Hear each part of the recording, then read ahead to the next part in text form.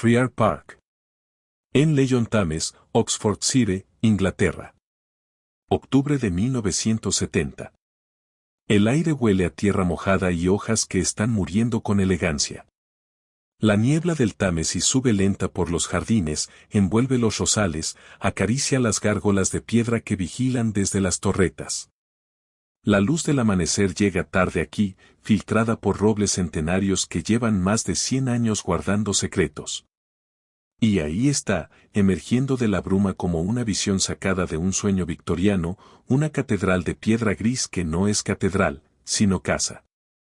Una casa con 23 dormitorios, 40 hectáreas de jardines laberínticos, cuevas subterráneas con lagos artificiales, y una historia que nadie en el pueblo de Henley termina de contar completa.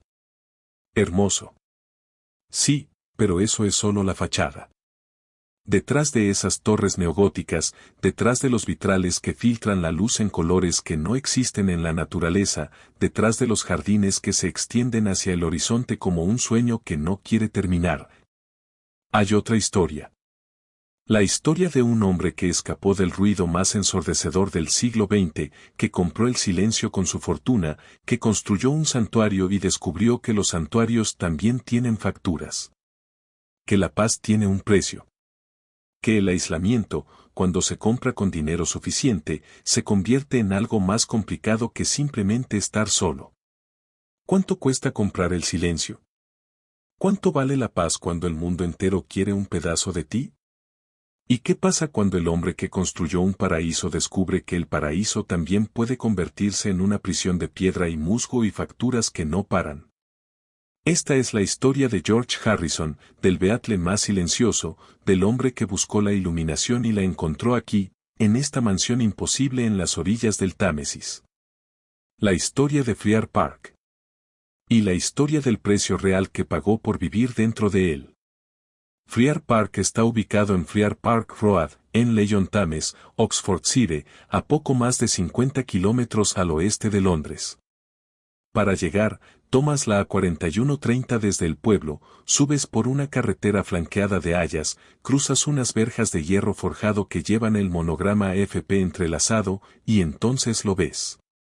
La propiedad abarca exactamente 40 hectáreas, 100 acres de tierra inglesa que incluyen jardines formales, bosques privados, un sistema de cuevas excavadas a mano, 3 lagos artificiales conectados entre sí, invernaderos victorianos, una capilla, talleres, edificios de servicio, y la casa principal, que tiene una superficie habitable de aproximadamente 4.000 metros cuadrados distribuidos en 4 plantas y 2 sótanos.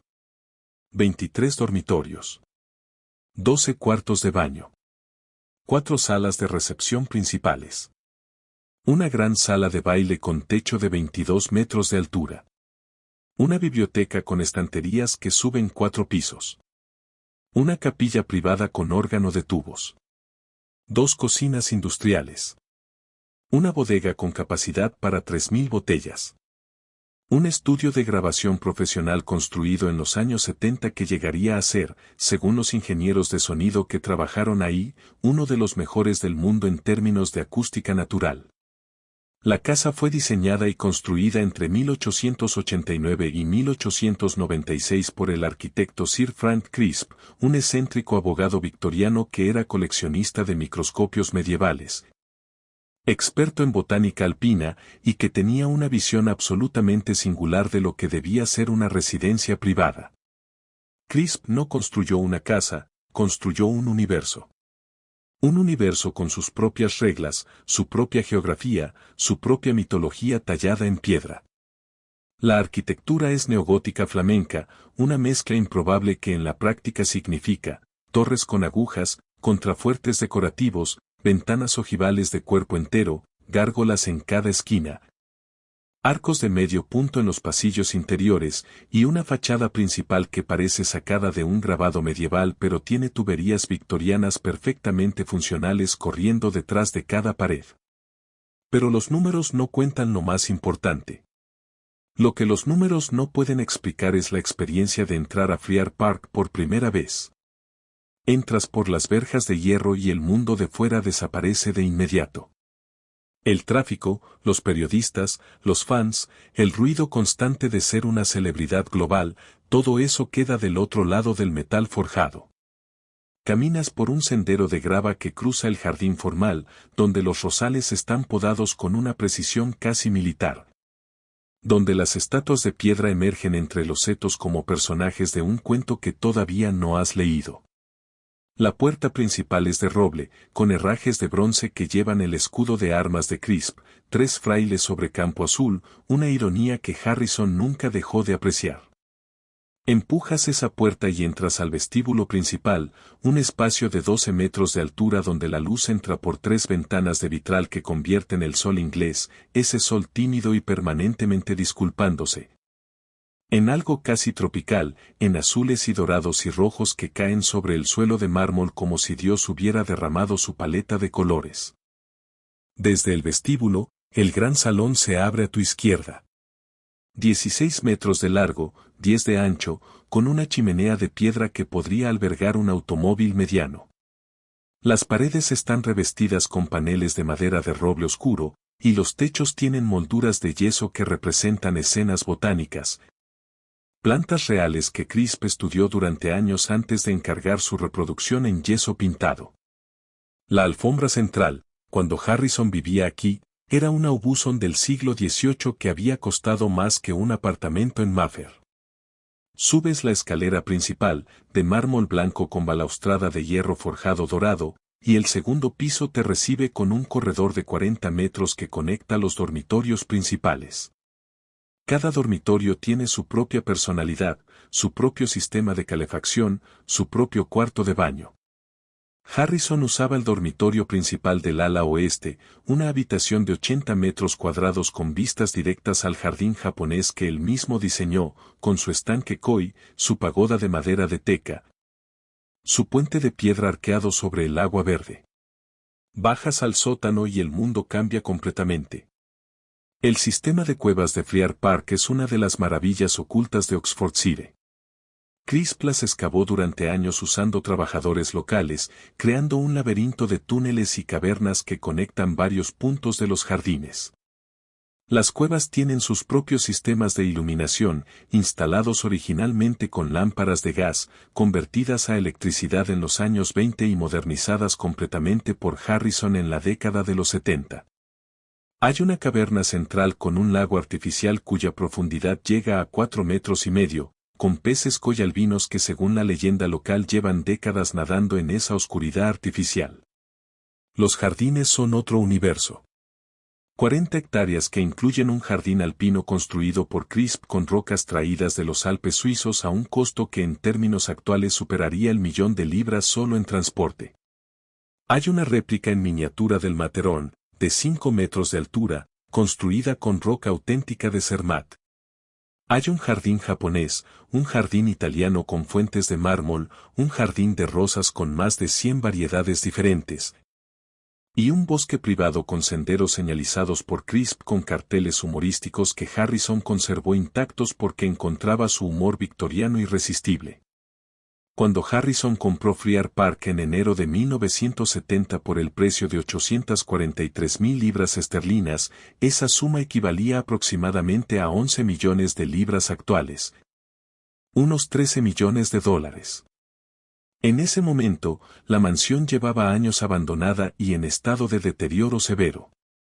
Las monjas de la Orden de las Salesianas, que la habían usado como colegio durante décadas, la habían dejado en 1969. Las ventanas estaban rotas. El tejado tenía goteras en 47 puntos diferentes. Los jardines estaban completamente abandonados, invadidos por maleza y árboles caídos. Las cuevas estaban inundadas. El sistema eléctrico era un peligro permanente. Esto no es una casa, es un organismo. Y como todo organismo, Friar Park necesitaría décadas de cuidado constante, de inversión permanente, de atención que nunca, en ningún momento desde esa mañana de enero de 1970 hasta el día de hoy, podría interrumpirse. Un organismo de 40 hectáreas y 4.000 metros cuadrados que respira y consume y exige, que tiene sus propias necesidades y sus propios humores, que puede ser amado pero que nunca, bajo ninguna circunstancia, puede ser descuidado. George Harold Harrison nació el 25 de febrero de 1943 en el número 12 de Arnold Grove, Wavertree, Liverpool. La casa tenía 2 habitaciones en la planta baja y 2 arriba. El cuarto de baño estaba afuera, en el jardín trasero. Calefacción de carbón, paredes húmedas, vecinos que compartían las mismas paredes finas por las que se escuchaba todo. Su padre, Harold Harrison, conducía un autobús para la Corporación Municipal de Liverpool. Su madre, Louise, trabajaba en una tienda de comestibles. Eran trabajadores, decentes, amorosos y completamente sin recursos. Liverpool en los años 40 y 50 era una ciudad que todavía llevaba las cicatrices del Blitz. El bombardeo alemán de 1941 había destruido partes enteras de la ciudad, y la reconstrucción avanzaba lenta, financiada por un gobierno británico que tenía más deudas que ideas. Wavertree era un barrio de clase obrera donde la aspiración más razonable para un chico como George era conseguir un empleo estable, quizás en los astilleros, quizás siguiendo a su padre en los autobuses. Pero su madre Louise tenía una radio. Y en esa radio llegaba la música americana, el rhythm and blues que cruzaba el Atlántico en los barcos que atracaban en el puerto de Liverpool, la única ciudad inglesa donde la contracultura americana llegaba antes que a Londres. George escuchó a Carl Perkins a los 12 años y algo se rompió adentro de él, o quizás algo se arregló. Pidió una guitarra. Su madre le compró una, de segunda mano, por 3 libras y 10 chelines. A los 15 años era el guitarrista más joven de una banda que ensayaba en el frío de un sótano de la calle Forgin Road. El bajista era Paul McCartney. 4 años mayor que George, ya tenía una presencia que llenaba el cuarto. El vocalista era John Lennon, cuya inteligencia cortante hacía que todos en la habitación sintieran que estaban a punto de ser el blanco del siguiente chiste. George era el más joven, el más callado, el que practicaba más horas que nadie porque necesitaba compensar la diferencia de edad con una habilidad que los demás no podían ignorar. Durante los años de la Beatlemanía, George Harrison fue sistemáticamente subestimado. La narrativa pública de los Beatles tenía roles claros, John era el intelectual rebelde, Paul era el seductor melódico, Ringo era el corazón del grupo. George era el Beatle silencioso, una descripción que era al mismo tiempo una observación y una reducción. Lo que el público no veía era que ese silencio era una forma de protección. Que detrás de esa quietud había una mente profundamente analítica que observaba todo, absorbía todo, y procesaba el mundo a una velocidad que sus compañeros raramente alcanzaban. La gira de 1966 fue el momento de quiebre. Los Beatles tocaron su último concierto como banda en gira el 29 de agosto de 1966 en el Candlestick Park de San Francisco. George tenía 23 años, llevaba 6 años siendo uno de los seres humanos más reconocidos del planeta, y estaba, según sus propias palabras pronunciadas años después, completamente roto por dentro. No podía salir a la calle. No podía entrar a un restaurante. No podía estar en ningún espacio público sin que el mundo entero colapsara sobre él en forma de gritos y manos que intentaban arrancar pedazos de su ropa, de su piel, de su existencia. El encuentro con Ravi Shankar en 1966 cambió todo. El citarista indio le ofreció a George algo que el rock and roll no tenía, una tradición espiritual de miles de años, una disciplina que requería décadas de práctica antes de la maestría. Una filosofía que hacía que el ruido de la fama pareciera exactamente lo que era, una distracción temporal en el contexto de la eternidad. George se fue a India. Estudió con Shankar en Bombay. Encontró el Vedanta, encontró el Bhagavad Gita. Encontró la idea de que el yo verdadero no tiene nada que ver con los escenarios ni las portadas de revista ni los gritos de 50.000 personas que pronuncian tu nombre como si fuera una oración. Cuando volvió a Inglaterra, volvió diferente. Y el problema de volver diferente cuando eres un Beatle es que el mundo tiene expectativas muy específicas sobre lo que un Beatle debe ser. Las canciones espirituales de George, Within You Without You, The Inner Light, Something, Here Comes the Sun, eran demasiado personales, demasiado filosóficas, demasiado incómodas para una industria que quería canciones pop y no iluminación budista. Ian y Paul recibían más espacio en los álbumes. George acumulaba canciones que no cabían. Para el álbum blanco, tenía suficiente material para un álbum doble propio, y solo pudo incluir 4 temas. Para Abbey Road, solo 4 de sus canciones entraron en el tracklist, y 2 de ellas, Something y Here Comes the Sun, terminarían siendo las más tocadas en radio de toda la discografía de los Beatles. El divorcio de los Beatles en 1970 fue doloroso para todos, pero para George tenía una capa adicional de complejidad. Por un lado, era liberador, finalmente podría grabar todas las canciones que había acumulado durante años. Por el otro, significaba enfrentarse al mundo completamente solo, sin la estructura del grupo, sin el paraguas organizativo de Brian Epstein, que había muerto en 1967. Sin la red de seguridad que, por más que lo sofocara, también lo protegía. Y en ese momento de liberación y terror simultáneos, vio el anuncio en un periódico. Una mansión victoriana en Oxfordshire. 40 hectáreas. Abandonada. En ruinas. Y disponible. Lo que construyó fue hermoso y también fue una decisión que lo perseguiría durante el resto de su vida. Porque George Harrison no estaba comprando solo una casa cuando compró Friar Park. Estaba comprando una idea.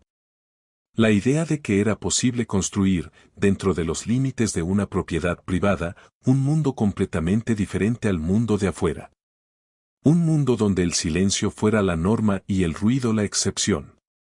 Un mundo donde pudiera practicar su guitarra a las 3 de la madrugada sin que nadie lo escuchara. Un mundo donde los jardines sustituyeran a los fotógrafos. Un mundo donde la espiritualidad tuviera espacio físico, tierra real, árboles reales, agua real. Estaba comprando la posibilidad de ser George Harrison, el ser humano, en lugar de George Harrison, el Beatle. El precio de esa posibilidad era 843,000 libras al inicio. Pero eso era solo el principio. Cuando George Harrison cruzó las verjas de Friar Park por primera vez como propietario en enero de 1970, lo que encontró era una catástrofe hermosa. Un desastre de proporciones victorianas con todo el potencial del mundo y ninguna de las condiciones para habitarlo. El tejado de la estructura principal tenía goteras activas en 47 puntos documentados por el inspector que Harrison había contratado. El sistema eléctrico, instalado en los años 20 y parcialmente actualizado en los 40, era técnicamente un peligro de incendio activo. Las tuberías de agua en el ala norte habían reventado durante el invierno de 1969 y nadie las había reparado. Lo que significaba que 3 habitaciones del primer piso tenían paredes con daño estructural por humedad. Las cuevas subterráneas estaban completamente inundadas, con 1,5 metros de agua turbia que había estado acumulándose durante meses. Los jardines eran una jungla en miniatura, con maleza que en algunos sectores había alcanzado los 2 metros de altura y árboles caídos que bloqueaban los senderos. La primera fase de restauración fue la emergencia habitacional. Harrison contrató a una empresa constructora local de Henley, la Say & Sons, para las reparaciones estructurales más urgentes, tejado, sistema eléctrico, tuberías. El costo de esta fase inicial, completada entre febrero y agosto de 1970, ascendió a aproximadamente 120,000 libras, que en valores actuales equivalen a más de 1,600,000 libras. Pero Harrison no quería simplemente reparar Friar Park. Quería transformarlo. Quería que la mansión victoriana se convirtiera en algo que fuera simultáneamente fiel a su historia original y completamente funcional para la vida de un músico del siglo XX.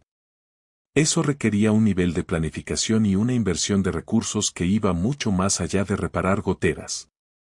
El arquitecto que Harrison eligió para la restauración fue un especialista en arquitectura victoriana cuyo trabajo principal era restaurar edificios históricos en el sur de Inglaterra. La directriz era clara: nada debería verse moderno. Todo debería parecer que siempre había estado ahí. Pero debería funcionar perfectamente. Entre 1970 y 1974, Friar Park fue sometido a una transformación completa. Los trabajos incluyeron la restauración total del tejado con pizarra galesa auténtica, el reemplazo completo del sistema eléctrico con cableado oculto dentro de los muros para no alterar la apariencia de las paredes, la instalación de un sistema de calefacción central de 5 zonas que requirió excavar bajo los suelos históricos con una precisión arqueológica, la restauración de todos los vitrales con artesanos especializados traídos de York, la reparación y conservación de las molduras de yeso del siglo XIX con materiales y técnicas idénticas a las originales, y el drenaje y restauración completa del sistema de cuevas, que requirió semanas de trabajo con bombas industriales antes de que los túneles pudieran siquiera inspeccionarse. El costo total de la restauración estructural entre 1970 y 1974 se estima en aproximadamente 800.000 libras de la época, equivalentes a más de 9 millones de libras actuales. Pero la joya de la restauración fue el estudio de grabación. En 1974, Harrison tomó la decisión de construir dentro de Friar Park un estudio de grabación profesional de nivel mundial. La motivación era práctica y filosófica al mismo tiempo: no quería tener que ir a Londres o Los Ángeles para grabar. Quería poder trabajar en casa, en sus propios horarios, sin las presiones comerciales de los estudios alquilados donde cada hora costaba dinero y cada hora de retraso era una conversación incómoda con el contable. El estudio fue construido en el ala norte de la planta baja, una zona que originalmente había sido las cocinas de servicio de la mansión victoriana. El diseño acústico fue encargado a Eddie Klein, uno de los ingenieros de acústica más respetados de Europa en esa época. Klein pasó 3 meses estudiando las propiedades naturales del espacio antes de diseñar un sistema de tratamiento acústico que utilizara las características del edificio en lugar de combatirlas. Las paredes de piedra de 70 centímetros de espesor proporcionaban un aislamiento natural extraordinario. Klein diseñó los ángulos internos del estudio para aprovechar esa masa de piedra como parte integral del sistema acústico. El equipamiento incluía una consola de mezcla personalizada de 48 canales, una sala de control separada de la sala de grabación principal por cristal insonorizado, y un sistema de grabación en cinta de 16 pistas que fue actualizado a 24 pistas en 1977. El estudio contaba también con una sala de ecualización separada, un cuarto de máquinas para los equipos de soporte técnico y un área de descanso para los músicos. El costo total del estudio, incluyendo construcción, acústica y equipamiento inicial, fue de aproximadamente 350.000 libras en 1974. Equivalentes a más de 3,5 millones de libras actuales. Y no terminó ahí. A lo largo de la segunda mitad de los años 70, Harrison continuó invirtiendo en mejoras y adiciones. La piscina cubierta fue construida en 1976. Un proyecto que requirió excavar en la esquina noreste del jardín y construir una estructura de vidrio y acero que tuviera que coexistir visualmente con la arquitectura victoriana sin destruirla. Costo: aproximadamente 180.000 libras. El jardín japonés fue un proyecto que Harrison dirigió personalmente durante años, consultando con especialistas en horticultura japonesa importados de Kioto, comprando plantas específicas que no existían en los viveros ingleses y teniendo que cultivarlas especialmente, diseñando el sistema de irrigación del estanque Koi para mantener la temperatura y composición química del agua en rangos que los peces pudieran tolerar durante el invierno inglés. El costo total del jardín japonés, incluyendo plantas, ingeniería del estanque y construcción del puente y la pagoda, fue de aproximadamente 220.000 libras entre 1971 y 1979. Cada innovación añadía comodidad y una factura permanente. Porque cada sistema instalado, cada jardín diseñado, cada sala restaurada, creaba una nueva categoría de gasto que existiría para siempre. El estudio necesitaba mantenimiento, actualización tecnológica, ingenieros que lo operaran. El sistema de cuevas necesitaba bombas de agua permanentes para mantener el nivel de humedad controlado.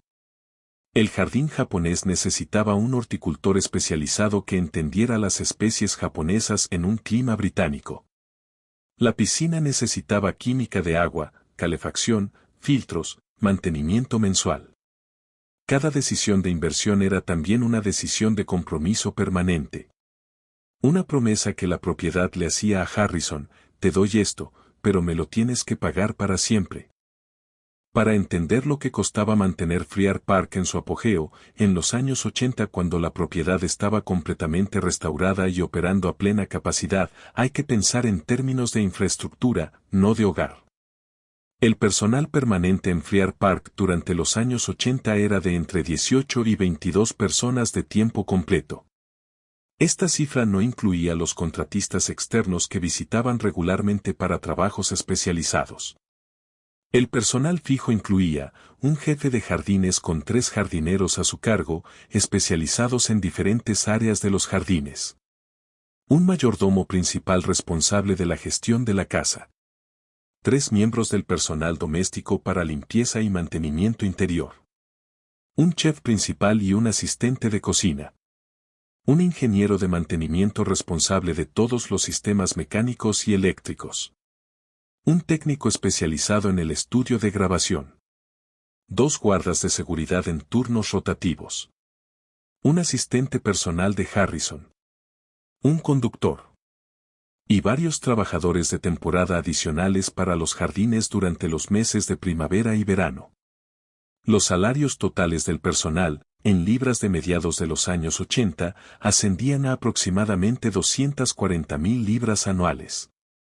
En valores actuales, eso equivale a más de 750.000 libras al año solo en nómina. Las facturas de servicios de una propiedad como Friar Park son un ejercicio en astronomía financiera. La calefacción era el gasto más considerable.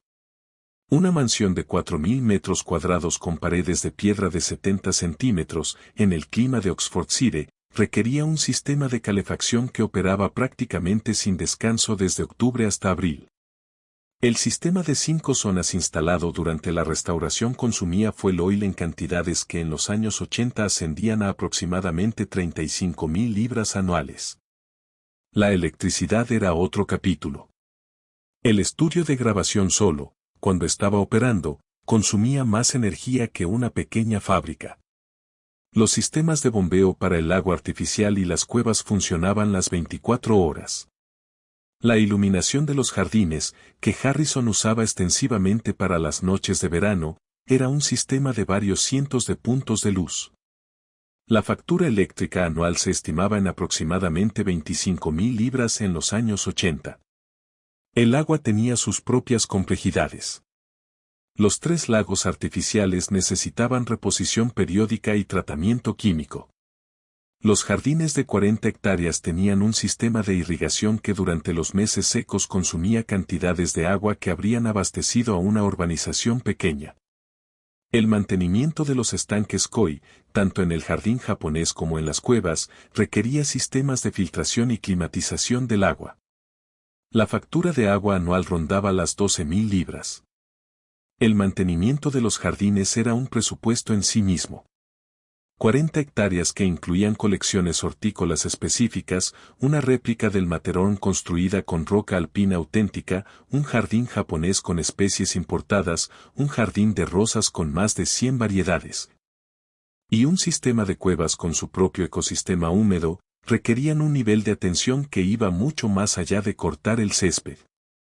El presupuesto anual de jardinería, incluyendo salarios del equipo, plantas de reposición, herramientas, fertilizantes, tratamientos fitosanitarios y trabajos de reparación de estructuras menores, era de aproximadamente 95.000 libras.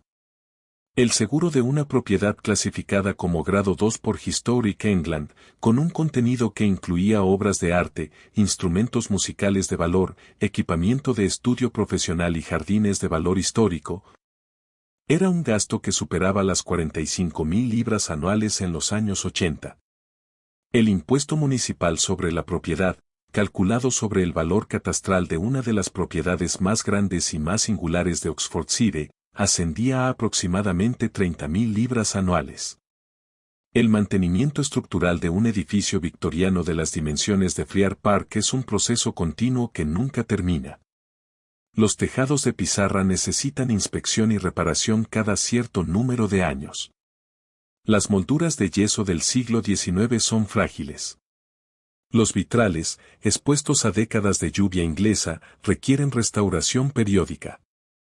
El sistema de drenaje de las cuevas necesita revisión semestral.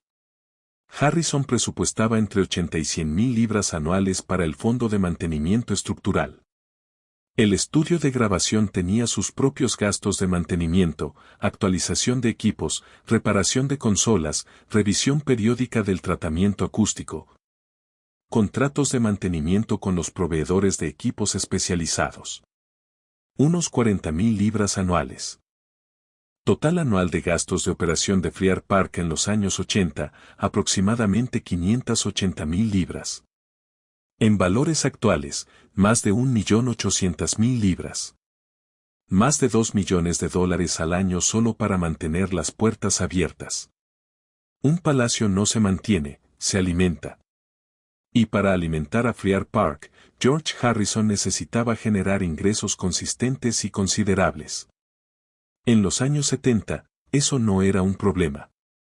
El álbum Triple All Things Must Pass, lanzado en noviembre de 1970, fue el álbum en solitario de un ex-Beatle más vendido de la historia hasta ese punto.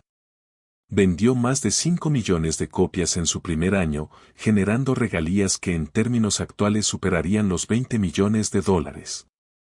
El Concert for Bangladesh de 1971 fue otro hito, tanto artístico como financiero. El álbum Living in the Material World de 1973, que llegó al número 1 en Estados Unidos, continuó la racha. Pero la industria musical tiene sus propios ciclos, y George Harrison, que era el menos comercialmente calculador de los Beatles, no siempre alineó sus ciclos creativos con los ciclos de ingresos que Friar Park requería. El álbum Dark Horse de 1974, lanzado en el peor momento posible, durante una gira norteamericana en la que Harrison había perdido la voz y cuyas críticas fueron devastadoras, no alcanzó las ventas esperadas. Extra Texture de 1975 pasó sin pena ni gloria. Set It Free and a Tear de 1976 fue mejor recibido, pero el mercado del rock había cambiado. El punk había llegado para hacer que cualquier cosa que sonara como rock setentero de arena se sintiera inmediatamente anticuada. La comparación de ingresos versus gastos empezó a tener una dirección que no era favorable. En los años 80, Harrison creó la productora Han-Made Films precisamente para diversificar sus fuentes de ingreso. La compañía financió la vida de Brian de los Monty Python, que se convirtió en un éxito inesperado. También financió Time Bandits, The Longwood Fraida y docenas de otras producciones británicas de calidad durante la década.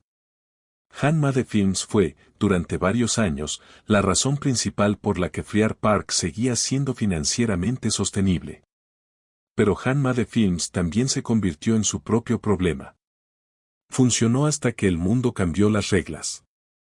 El 28 de octubre de 1994 es una fecha que los abogados de Harrison recordarían durante años.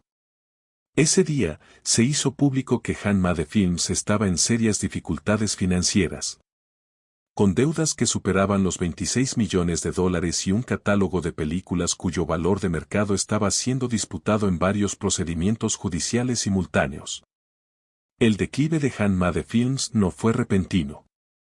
Fue el resultado de años de malas decisiones financieras, de una confianza excesiva depositada en el socio de negocios equivocado, y de los cambios estructurales que sufrió la industria del cine británico durante los años 80. Dennis O'Brien había llegado a la vida de Harrison a mediados de los años 70 como gestor financiero. Era carismático, aparentemente competente, y prometía proteger la fortuna de Harrison de los depredadores fiscales que habían arruinado a tantos músicos británicos de su generación. La tasa impositiva marginal en el Reino Unido durante los años 70 llegó al 98% para las rentas más altas. Ser un ex-Beatle en los años 70 significaba que el Estado británico quería casi todo lo que generabas. O'Brien prometía estructuras legales que minimizaran ese impacto. Lo que Harrison no sabía, lo que no supo hasta que fue demasiado tarde, es que O'Brien estaba tomando decisiones financieras sin su conocimiento o consentimiento. Que los libros contables de Hanma Films eran considerablemente diferentes de la realidad, y que el hombre en quien había depositado su confianza financiera durante casi 2 décadas lo estaba, en términos simples, robando.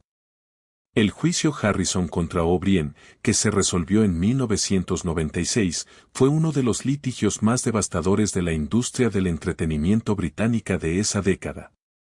Harrison ganó.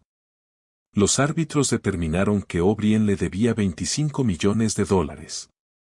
Pero ganar un juicio no significa cobrar el dinero, y el proceso de recuperar aunque fuera una fracción de lo perdido sería largo y parcialmente infructuoso. El impacto en la situación financiera de Harrison fue serio.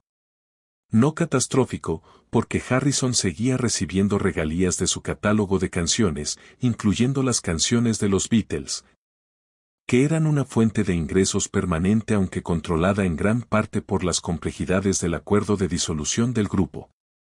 Pero el flujo de caja que Hanma Films había proporcionado durante los años 80, esa corriente de ingresos cinematográficos que complementaba las regalías musicales y hacía que el balance de Friar Park fuera manejable. Esa corriente había desaparecido. Los años 90 encontraron a George Harrison con Friar Park intacto, con sus 40 hectáreas y sus 47 goteras reparadas y su estudio de grabación y sus cuevas y su jardín japonés, pero con una situación financiera considerablemente más complicada que la de la década anterior. El amor no paga calderas. Y las calderas de Friar Park, 5 sistemas de zona que calentaban 4.000 metros cuadrados de piedra victoriana, seguían funcionando. Seguían consumiendo. Seguían enviando facturas. Harrison tomó decisiones difíciles durante los años 90. Redujo el personal permanente de 22 personas a 14. Postponó varios proyectos de mantenimiento estructural que no eran urgentes. Alquiló el estudio de grabación a artistas externos en los periodos en que él no lo estaba usando, convirtiendo lo que había sido un espacio puramente personal en una fuente de ingresos. La lista de artistas que grabaron en Friar Park durante esa época incluye nombres importantes del rock y el pop británico de los 90.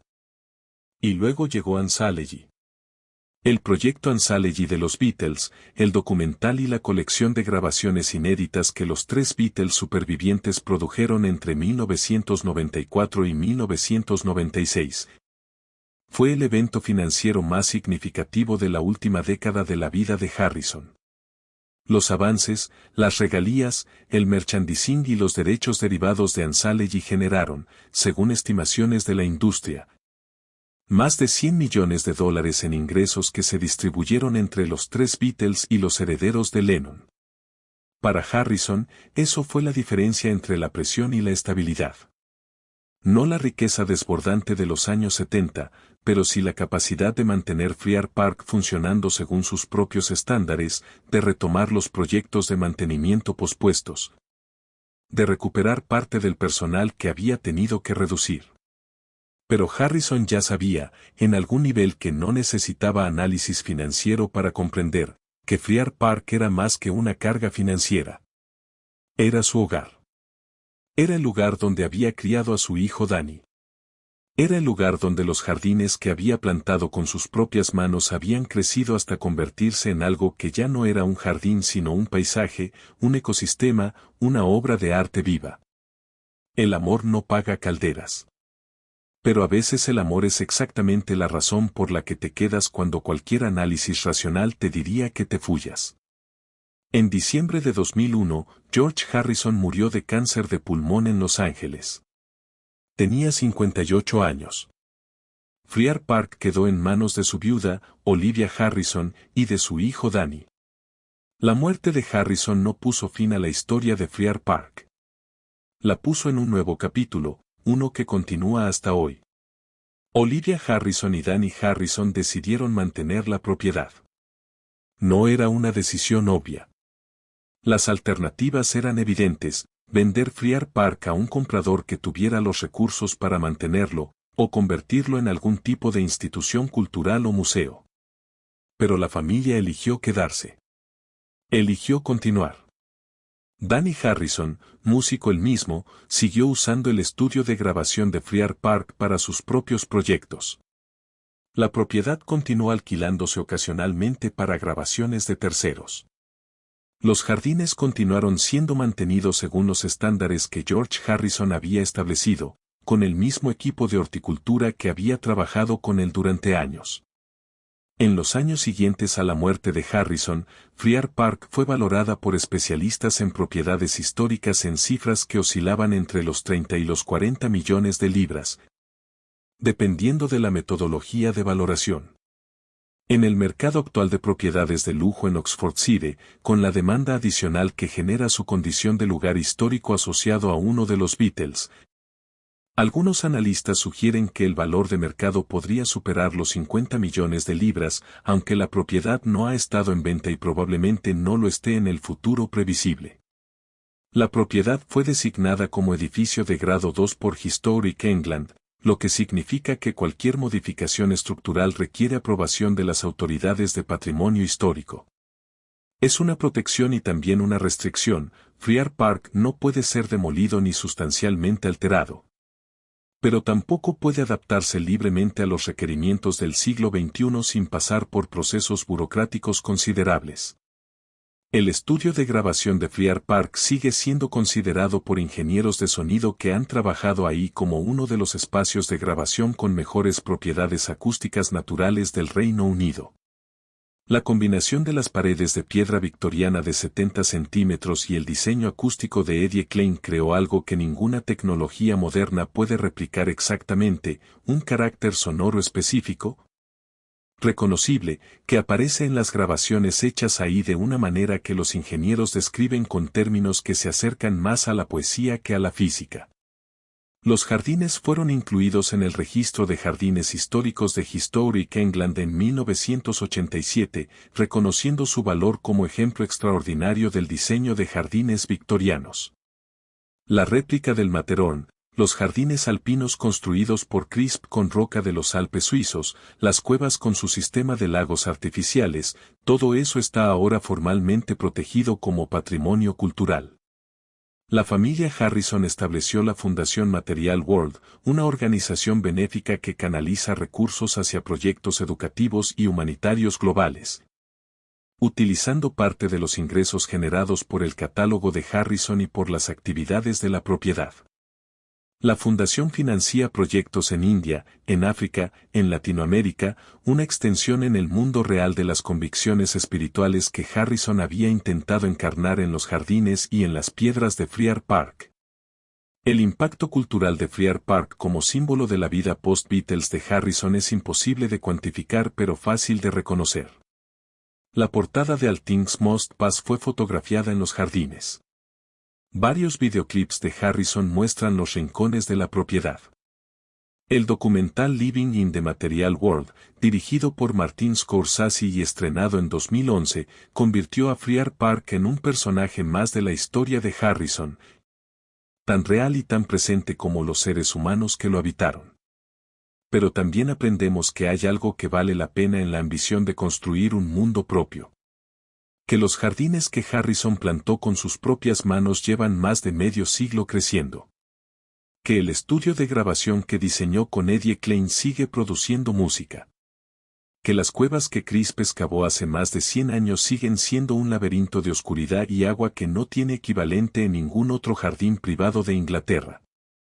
Friar Park sobrevivió a Harrison. Lo sobrevivirá todo, probablemente, con su tejado de pizarra galesa y sus vitrales y su Matterhorn en miniatura y sus collalbinos nadando en la oscuridad de los lagos subterráneos. La belleza no basta. Sin adaptación muere. Pero cuando la belleza se combina con adaptación, cuando el sueño se construye sobre cimientos lo suficientemente sólidos y el compromiso es lo suficientemente profundo, puede sobrevivir a la persona que lo soñó. Puede convertirse en algo más grande que cualquier individuo. Puede convertirse que lo construyó ya no está. Lo que construyó sigue respirando. ¿Cuánto vale eso? Escríbelo en los comentarios. Porque esta historia no termina aquí, termina en lo que cada uno de ustedes decide que significa pagar el precio de vivir una vida que sea verdaderamente propia.